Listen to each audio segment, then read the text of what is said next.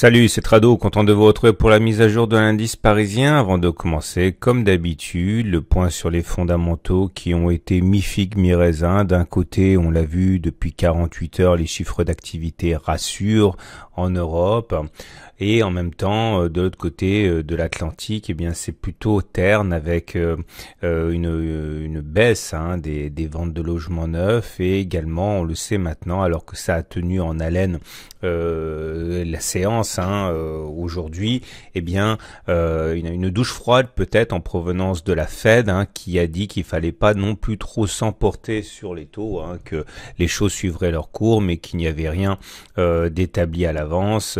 Petit pied de nez à Monsieur Trump de la part du taulier de la Fed. Alors voilà où nous en sommes. Nous savons que nous avons hésité et échoué à passer cette résistance hebdomadaire des 5581, 5602 que tous les analystes techniques avaient vu. Suite à cet échec, eh bien, on a connu trois séances de baisse, c'est ce à quoi on assiste actuellement, et on avait alerté sur le fait que nous avions un canal ascendant en bleu ici, et que tant qu'il n'était pas cassé, le mouvement ascendant graphique n'était pas remis en cause. Là, nous sommes quasiment au contact de ce bas de canal, il y a fort à parier pour qu'il soit testé dès demain. Et de deux choses d'une, soit effectivement il tient et on rebondit, mais ça m'étonnerait un petit peu compte tenu de la séance assez mauvaise qu'on a eue aux États-Unis, soit il casse et ce n'est pas grave puisque on le sait très bien, lorsqu'une tendance haussière est rompue, soit on baisse, soit, et c'est généralement le cas, on latéralise.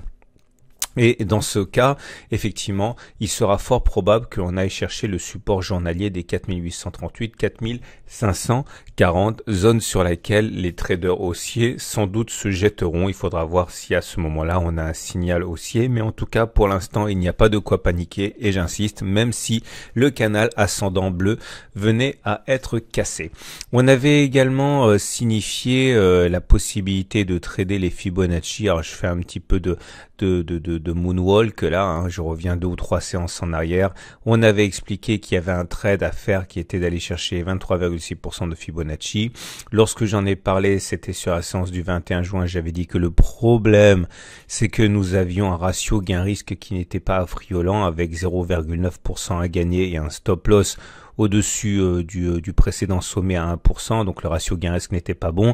J'avais également expliqué en son temps que les traders qui voulaient passer ce trade baissier allaient sans doute attendre que ça rebondisse pour le tenter, et la séance suivante nous a donné l'occasion de pouvoir assister à ce genre de stratégie, puisque au plus haut de la séance, si on mettait un stop loss, ça nous faisait 0,7% pour le stop loss, avec un objectif à 1,20, c'était beaucoup plus intéressant, et c'est pour ça sans doute à mon avis que beaucoup sont rentrés sur la séance du 24, accélérant donc le phénomène baissier. À partir de là, si on va chercher les 23,6%, ceux-là seront sans doute contents de prendre leur profit, à moins qu'ils tentent le retour sur le support important qu'on a mentionné ici, 4538, 4540, qui n'est absolument pas hors d'atteinte, vous l'avez compris. Alors, le chandelier japonais, on avait expliqué sur la séance du 24 juin qu'on avait un vilain chandelier qui terminait dans le tiers baissier, au même titre d'ailleurs que celui du 21 juin. Et la séance du jour est un petit peu plus délicate à analyser parce que même si on termine en baisse, 0,13%, vous remarquerez d'ailleurs que ça fait 3 séances qu'on perd 0,13%.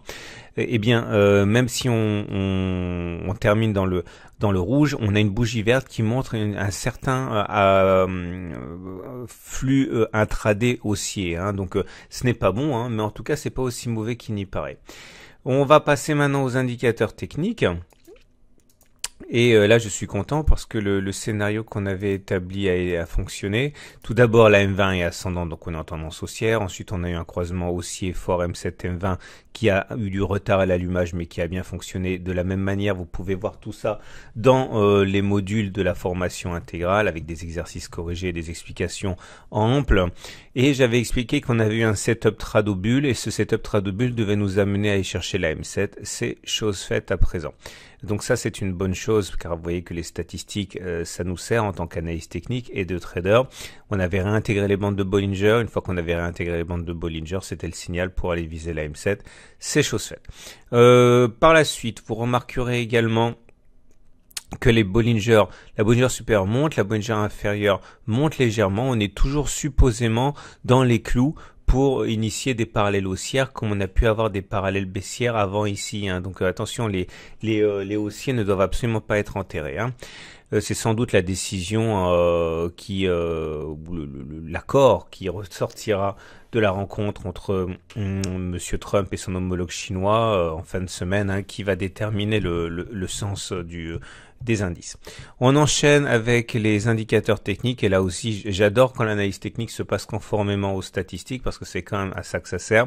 Momentum positif, MACD au-dessus de son signal, tout ça, ça va bien. Par contre, on avait signalé les signaux baissiers délivrés par le MACD 0, c'était il y a 2 séances, et par le stochastique. En ce sens, les 2 séances de baisse auxquelles on a assisté ne doivent pas surprendre, relayé par un autre signal baissier sur le RSI qui passe en dehors de sa zone de surachat.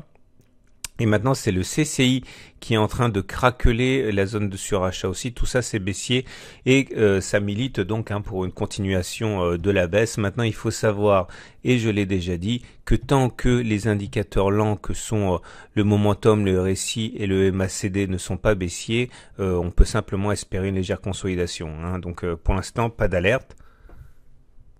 Et on va terminer, comme à notre habitude, avec l'Ichimoku.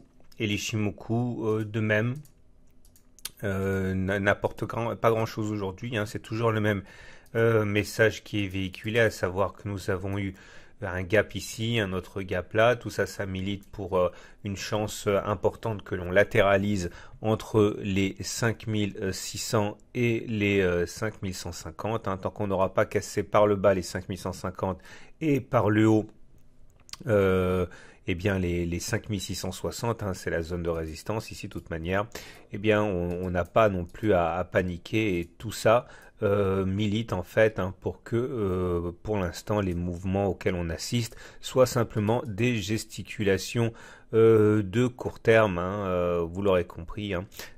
Pour l'instant il n'y a pas de quoi tirer de conclusion sur le moyen et encore moins le long terme. Voilà, je vous souhaite une excellente journée. Je vous renvoie au site pour retrouver les matrices de trading du jour, et je vous dis à demain pour la mise à jour.